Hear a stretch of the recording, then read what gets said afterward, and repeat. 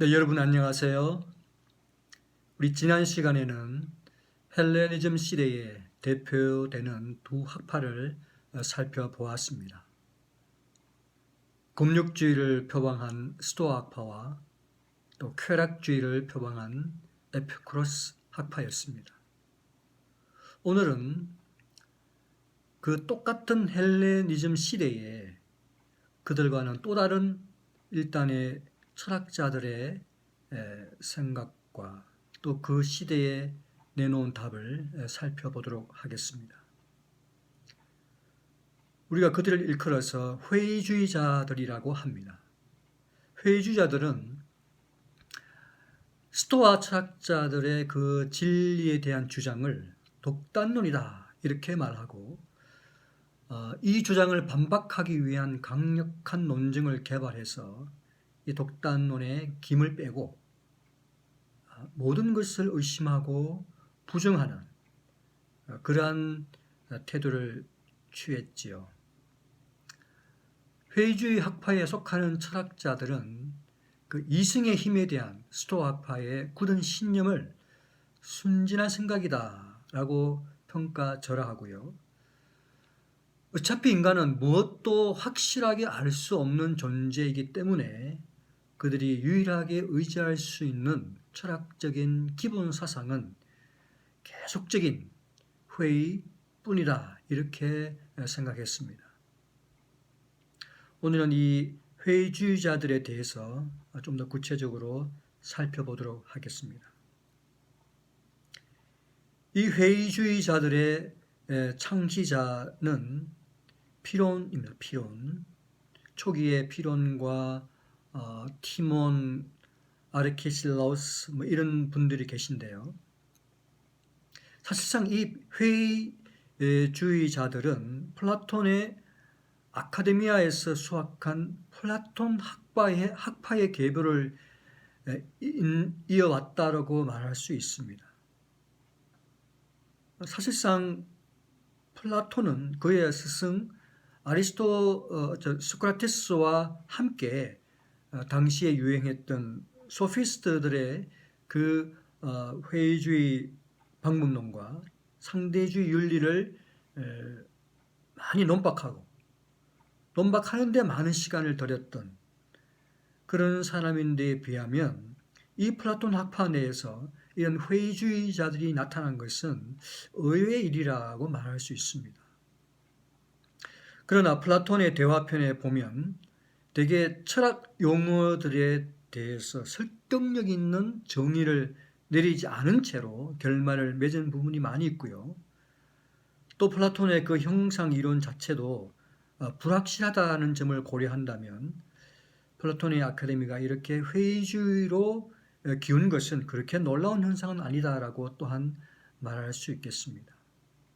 어쨌거나 헬레니즘 시대의 이런 세 학파와 이 기본 입장들은 다 소크라테스부터 비롯되어지는 그 계보를 가지고 있다는 것도 참 흥미로운 사실이라고 할 수 있습니다.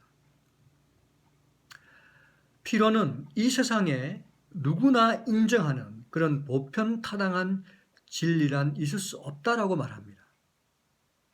왜냐하면 지식이라고 하는 것이 밖에 있는 사물과 또 내 안에 우리 생각 속에 있는 이 주관과의 관계에 이렇게 엮여지는데요. 그 외부 사물의 그 근실한, 진실한 모습과 내가 생각하는 이것이 일치한다고 말할 수가 없다고 하는 것이죠.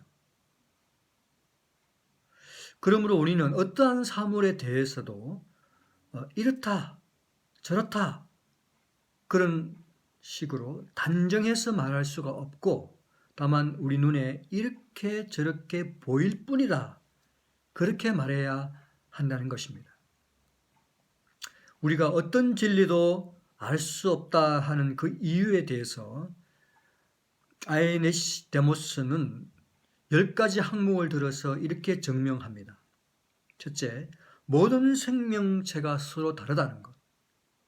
둘째, 인간도 서로 다르다는 것. 셋째, 인간의 감각기관, 즉 눈, 코, 귀, 입 등이 모두 다 사람마다 서로 다른 구조를 가지고 있다. 넷째, 기분과 같은 주관적 상태도 사람마다 다르다. 다섯 번째, 인식되는 대상의 위치와 거리, 공간적인 주변 상태가 또한 서로 다르다. 여섯 번째, 인식의 대상이 다른 종류의 것들과 혼합되어 있을 수 있다고 하는 것이죠. 일곱 번째, 어떤 대상이 가지고 있는 그 양과 또 그 체질에 따라서 서로 다른 결과를 가져오게 할 수도 있다. 여덟 번째, 모든 현상과 그것을 지각하는 우리의 의식 사이에는 상대성이 있다 하는 것이죠. 아홉 번째, 어떤 인상이 되풀이되거나 혹은 가끔 나타나는 데서 오는 우리들의 인식의 차이가 있다. 또 이렇게 말했고요. 열 번째, 개인의 교육, 습관, 풍속, 종교관, 철학관 등이 서로 다른 데서 오는 차이가 있다고 하는 것이죠. 이런 수많은 제약 때문에 우리 인간은 진리를 제대로 인식하지 못한다는 것입니다. 진리에 대한 확실성이 없는데 어떻게 모든 일이 독단적으로 이것이 진리다 이렇게 주장할 수 있겠는가 하는 것입니다. 적어도 독단적으로 이것이 진리다라고 주장을 하려면 보편적인 일치가 있어야 되는데 그런 보편적인 일치가 없다 하는 것입니다. 그래서 카르네아데스는 신이나 진리에 관해서 확실한 이론을 내세워 논쟁하는 일은 쓸데없는 일이라고까지 말하고 있습니다. 그러니 무한 진리, 변함없는 진리, 모든 사람들에게 통용되어지는 보편적인 진리로서 존재하는 그것을 찾는다고 고생하지 말고 이 진리의 불확실성에서 비롯되어지는 계속되는 좌절과 실망을 멈추려면 모든 의견과 결정을 삼가하고 모든 사물에 대해 마음을 비우고 판단을 중지하라 하는 것이 그들의 생각입니다. 우리가 판단 중지, 에포케라고 하는데요. 왜 판단을 중지하라고 하느냐 하면은 우리가 어떤 사물에 대해서 판단을 성급하게 내린다면 나중에 그 판단이 잘못되었음을 알고 실망할 것이기 때문이라고 합니다. 또한 그 사물에 대한 일정한 이미지를 내가 머릿속에 먼저 그리기 때문에 그것을 좋아하거나 싫어하는 마음을 가질 수가 있기 때문에 그런 미리 판단을 하지 말라는 것입니다.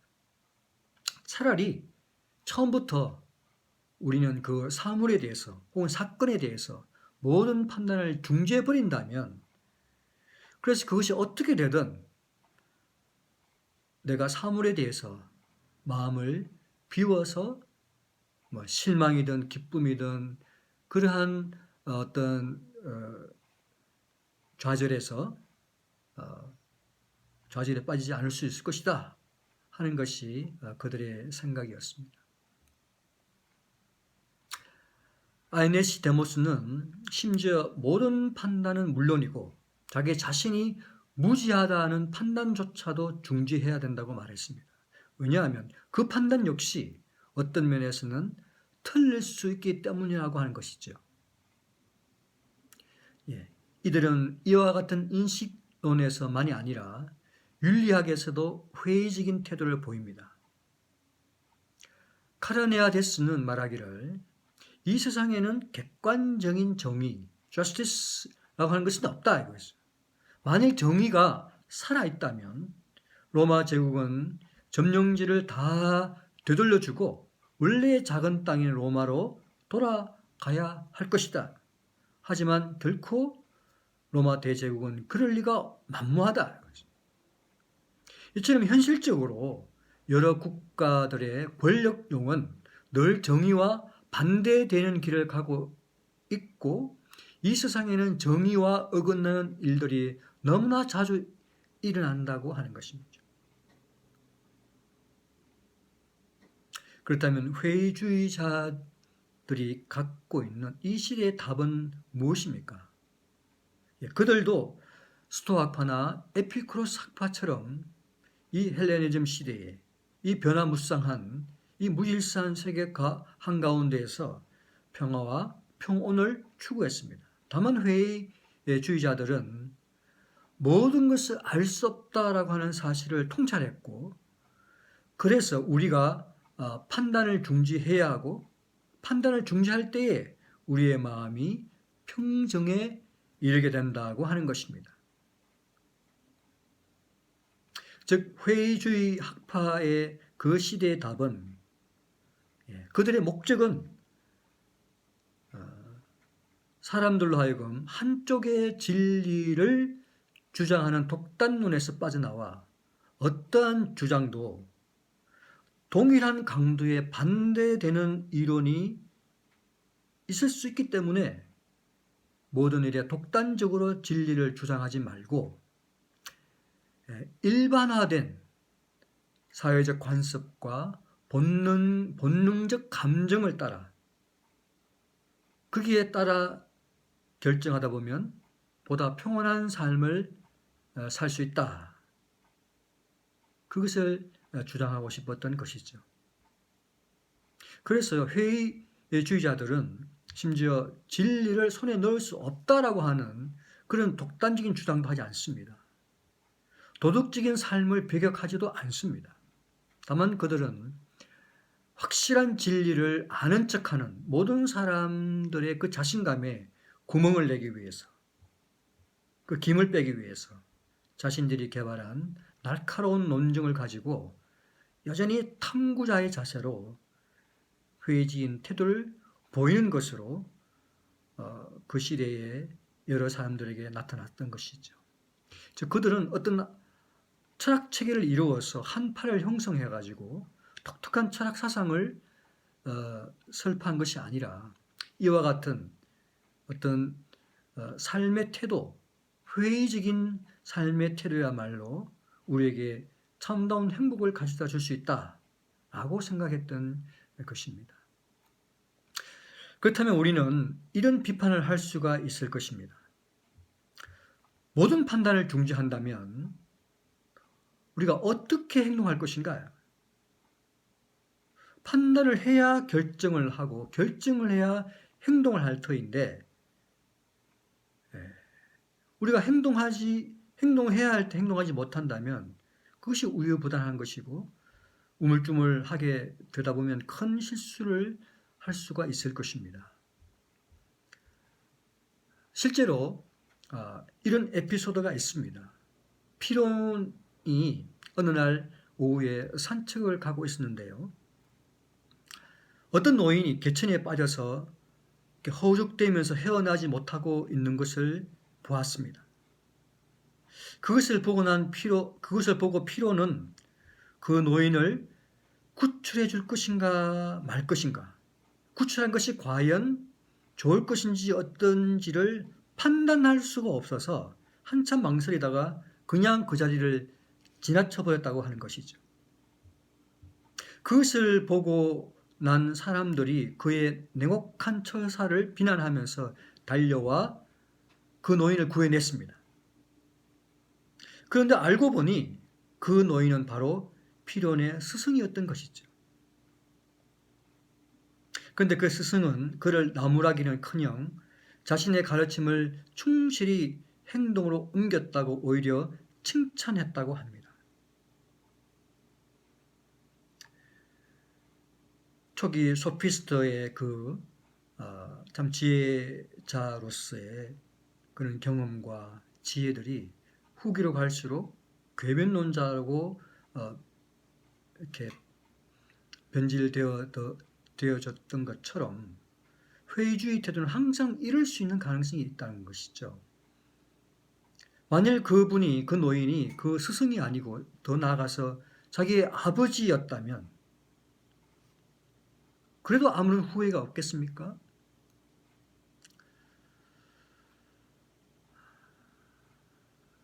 사실 이들도 결국 초기에 철저했던 피론의 이 회의설이 150년쯤 후대인 카르네아데스에 가면 조금 누그러뜨려집니다. 우리가 살아가는 동안에 일상적으로 어떤 행동을 하기 위해서는 개연적인 판단, 즉 아마 이럴 것이다, 그럴 것이다 하는 정도의 판단은 필요하다고 주장했습니다. 그보다 한 100년쯤 후대인 아이네시데모스는 이 세상을 살아가기 위해서는 필요하다면 관습에 따라 자기 욕망과 자기의 생각에 따라 행동할 수도 있다라고 말했습니다. 바로 이들이 말한 이 개연적 판단이랄지, 즉 자기 생각이라고 하는 것은 사실상 인류 보편의 양심 속에 있는 영원한 도덕법, 절대적 기준과 가치가 되는 자연법이라고 할 수 있을 것입니다. 그리고 그것은 이미 성경에 나와 있습니다. 십계명으로요. 성경을 알지 못하고 하나님을 알지 못하는 그들에게는 언제나 이 절대적인 진리가 무엇인지, 그 기준이 무엇인지에 대한 고민을 할 수밖에 없을 것입니다.